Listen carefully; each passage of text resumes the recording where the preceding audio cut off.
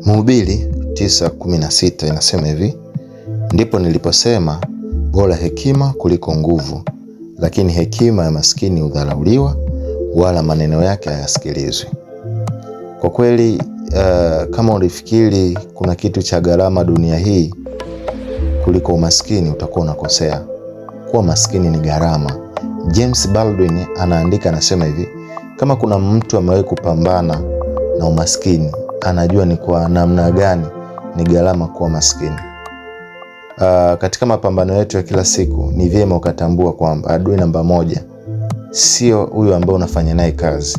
Adui namba moja ni umaskini. Ni vyema ukapambana kwa namna yoyote ile, kwa gharama yoyote ile, kuondokana na umaskini. Unajua, ukiwa tajiri, hakuna mtu ambaye anaweza kaleta utani hata tu anapokuta missed call yako. I'm telling you Lil, when you are rich, people don't joke even with your missed call. When you are poor, no one will care.